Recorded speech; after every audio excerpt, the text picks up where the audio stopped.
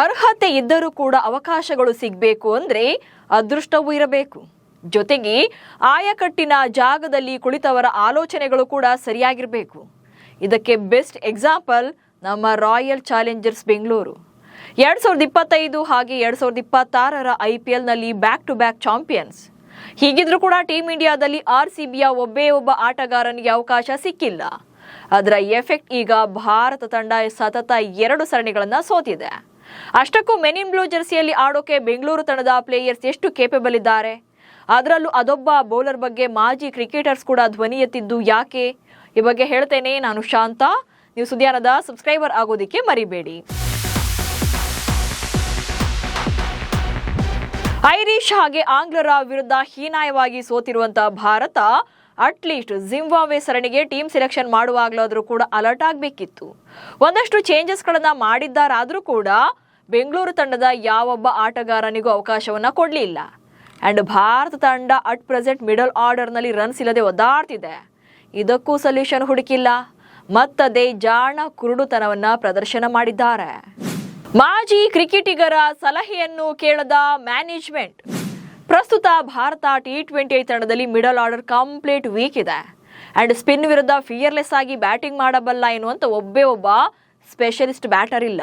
So ಇದೇ ಕಾರಣಕ್ಕೆ ಬೆಂಗಳೂರು ತಂಡದ ನಾಯಕ ರಜತ್ ಪಾಟಿದಾರನ್ನ ಸೆಲೆಕ್ಟ್ ಮಾಡಿಕೊಳ್ಳಿ ಅಂತ ಮಾಜಿ ಕ್ರಿಕೆಟಿಗರು ಕೂಡ ಒತ್ತಾಯ ಮಾಡಿದ್ರು. ಆಗ ಲೆಫ್ಟ್ ಹ್ಯಾಂಡ್ ಹಾಗೆ ರೈಟ್ ಹ್ಯಾಂಡ್ ಕಾಂಬಿನೇಷನ್ ಕೂಡ ವರ್ಕ್ ಆಗುತ್ತೆ ಅನ್ನೋದು ಅವರ ಸಜೆಷನ್. ಇತ್ತ ದೇವದತ್ ಪಡಿಕ್ಕಲ್ ಕೂಡ ಚೆನ್ನಾಗಿ ಆಡಿದ್ದಾರೆ. ಸೊ ಅವರನ್ನು ಕೂಡ ಕನ್ಸಿಡರ್ ಮಾಡಬಹುದು. ಆದ್ರೆ BCCIನ ಸೆಲೆಕ್ಟರ್ಸ್ ಮಾತ್ರ ನಮಗೆ ಪವರ್ ಇದೆ, ಸೊ ನಾವು ಆಡಿದ್ದೇ ಆಟ ಮಾಡಿದ್ದೇ ರೂಲ್ಸ್ ಅಂತ ಕ್ಯಾರೇ ಅನ್ಲಿಲ್ಲ. ಹೋಗ್ಲಿ ಭುವನೇಶ್ವರ್ ಕುಮಾರ್ ಮತ್ತು ಕೃಣಾಲ್ ಪಾಂಡ್ಯನಾದ್ರೂ ತಗೊಳ್ರಯ್ಯ ಅಂದ್ರೆ ಏಜ್ ಮ್ಯಾಟರ್ ಆಗುತ್ತೆ ಅಂತಾರೆ. ಭುವನೇಶ್ವರ್ ಕುಮಾರ್ಗೆ 36 ವರ್ಷ, ಇನ್ನು ಕೃಣಾಲ್ ಪಾಂಡ್ಯಗೆ 35 ವರ್ಷ.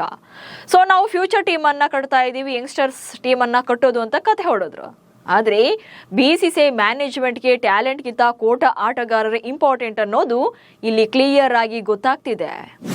ವಿಕೆಟ್ ಇಲ್ಲದ ಮಯಾಂಕ್ ಓಕೆ, 19 ವಿಕೆಟ್ಸ್ ಪಡೆದ್ರು ರಸಿಕ್ ಬೇಡ. ಇನ್ನು ಬೆಂಗಳೂರು ತಂಡದ ಮತ್ತೊಬ್ಬ ಸ್ಟಾರ್ ಬೌಲರ್ ಆಗಿರುವಂತಹ ರಸಿಕ್ ಸಲಾಮ್ದಾರ್ ವಿಚಾರದಲ್ಲೂ ಕೂಡ ಹೀಗೆ ಆಗಿದೆ. 26 ವರ್ಷದ ರಸಿಕ್ 2026ರ IPL ಸೀಸನ್ನಲ್ಲಿ 12 ಪಂದ್ಯಗಳನ್ನಾಡಿ ಟೋಟಲ್ ಆಗಿ 19 ವಿಕೆಟ್ಗಳನ್ನ ಪಡೆಯುವ ಮೂಲಕ ತಮ್ಮ ಟ್ಯಾಲೆಂಟ್ ಅನ್ನ ತೋರಿಸಿದ್ರು. ಹಾಗೆ ಈ ಸೀಸನ್ ಅಲ್ಲಿ ಅತಿ ಹೆಚ್ಚು ವಿಕೆಟ್ಗಳನ್ನ ಪಡೆದ ಅನ್ಕ್ಯಾಪ್ಡ್ ಪ್ಲೇಯರ್ ಕೂಡ ಆಗಿದ್ದಾರೆ. ಪವರ್ ಪ್ಲೇ ಹಾಗೆ ಡೆತ್ ಓವರ್ಗಳಲ್ಲೂ ಕೂಡ ಎಕ್ಸ್ಟ್ರಾರ್ಡಿನರಿ ಬೌಲಿಂಗ್ ಮಾಡಿದ್ದಾರೆ. ಜೊತೆಗೆ ಬೆಂಗಳೂರು ತಂಡ ವಿನ್ ಆಗುವಲ್ಲಿ ಇವರ ಕೊಡುಗೆ ಕೂಡ ಇದೆ. ಹೀಗಿದ್ರೂ ಕೂಡ ಜಿಂಬಾಬ್ವೆ ಪ್ರವಾಸಕ್ಕೂ ರಸಿಕ್ ಮ್ಯಾನೇಜ್ಮೆಂಟ್ ಕಣ್ಣಿಗೆ ಕಂಡಿಲ್ಲ. ಆದ್ರೆ ಇಡೀ IPLನಲ್ಲಿ ಆಡದೇ ಇದ್ದವರು, 1 ವಿಕೆಟ್ ತೆಗೆಯದೇ ಇದ್ದವರು, ಬೆಂಚ್ ಕಾದವರನ್ನು ಕೂಡ ದುರ್ಬೀನ್ ಹಾಕಿ ಹುಡುಕಿ ತಂದಿದ್ದಾರೆ. ಹರ್ಷಿತ್ ರಾಣಾನೇ ತಗೊಳ್ಳಿ, ಇಂಜುರಿ ಅಂತ IPLದಲ್ಲಿ ಒಂದೇ ಒಂದು ಮ್ಯಾಚ್ ಆಡಿರಲಿಲ್ಲ. ಬಟ್ ಪ್ಲೇಯಿಂಗ್ 11 ಆತ ಗಂಭೀರ್ ಕೋಟಾದಲ್ಲಿ ಚಾನ್ಸ್ ಇದ್ದೇ ಇರುತ್ತೆ. ಜೊತೆಗೆ ತಂಡಕ್ಕೂ ಕೂಡ ಸೆಲೆಕ್ಟ್ ಆಗ್ತಾರೆ. ಅಂಡ್ ಆಲ್ ಫಾರ್ಮೆಟ್ ಪ್ಲೇಯರ್ ಆತ. ಇನ್ನು ಜಿಂಬಾಬ್ವೆ ಪ್ರವಾಸಕ್ಕೆ ಸೆಲೆಕ್ಟ್ ಆಗಿರುವವರ ಪೈಕಿ ಯಶ್ ಠಾಕೂರ್, ಅಶೋಕ್ ಶರ್ಮಾ ಹಾಗೆ ಮಯಾಂಕ್ ಯಾದವ್ ಇದ್ದಾರೆ. 2026ರ IPLನಲ್ಲಿ ಯಶ್ ಠಾಕೂರ್ 10 ಪಂದ್ಯಗಳಿಂದ 9 ವಿಕೆಟ್ ಪಡೆದ್ರಿ. ಮಯಾಂಕ್ ಯಾದವ್ 4 ಪಂದ್ಯಗಳನ್ನ ಮಾತ್ರ ಆಡಿದ್ರು, ಇಂಜುರಿ ಅಂತೇಳಿ ಉಳಿದೆಲ್ಲ ಪಂದ್ಯಗಳಲ್ಲಿ ಬೆಂಚ್ ಕಾದಿದ್ರು. ಆಡಿರುವಂತ 4 ಮ್ಯಾಚ್ಗಳಲ್ಲಿ ಒಂದೇ ಒಂದು ವಿಕೆಟ್ ತೆಗೆದಿಲ್ಲ. ಜೊತೆಗೆ ದುಬಾರಿ ಕೂಡ ಆಗಿದ್ದಾರೆ, ಎಕ್ಸ್ಪೆನ್ಸಿವ್ ಬೌಲಿಂಗ್ ಮಾಡಿದ್ದಾರೆ. ಇನ್ನು ಅಶೋಕ್ ಶರ್ಮಾ 6 ಪಂದ್ಯಗಳಿಂದ 6 ವಿಕೆಟ್ ಅನ್ನ ಪಡೆದಿದ್ರು. ಸೊ ಇವರಿಗೆಲ್ಲ ಅವಕಾಶ ಕೊಟ್ಟರು ಕೂಡ ರಸಿಕ್ ಸಲಾಮ್ದಾರ್ಗೆ ಯಾಕಿಲ್ಲ ಅನ್ನೋದೇ ಕ್ರಿಕೆಟ್ ಎಕ್ಸ್ಪರ್ಟ್ಸ್ಗಳ ವಾದ.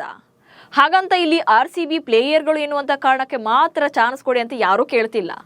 ಟ್ಯಾಲೆಂಟ್ ನೋಡಿ ಕೊಡ್ರಪ್ಪ ಅಂತಷ್ಟೇ ಹೇಳ್ತಾ ಇರೋದು. ಇಲ್ಲ ನಾವು ಕೋಟಾ ಆಟಗಾರರಿಗೆ ಮಾತ್ರ ಮಣೆ ಹಾಕ್ತೀವಿ ಅಂದ್ರೆ ಟೀಮ್ ಇಂಡಿಯಾ ಸ್ಥಿತಿ ಇನ್ನಷ್ಟು ಕುಸಿಯುತ್ತೆ ಅಷ್ಟೇ. ಒಟ್ಟಲ್ಲಿ ಭಾರತ ಬ್ಯಾಕ್ ಟು ಬ್ಯಾಕ್ T20 ಸರಣಿಗಳನ್ನ ಸೋತಾಗಿದೆ. ಕೋಟ್ಯಂತರ ಭಾರತೀಯ ಅಭಿಮಾನಿಗಳ ಹಾರ್ಟ್ ಬ್ರೇಕ್ ಆಗುವಂತೆ ಮಾಡಿದೆ. 2 ಸೋಲುಗಳು ಕೂಡ ಟೀಮ್ ಇಂಡಿಯಾ ಪಾಲಿಗೆ ಎಂದೆಂದಿಗೂ ಕೂಡ ಬ್ಲ್ಯಾಕ್ ಮಾರ್ಕ್ ಆಗಿಯೇ ಉಳಿಯುತ್ತವೆ.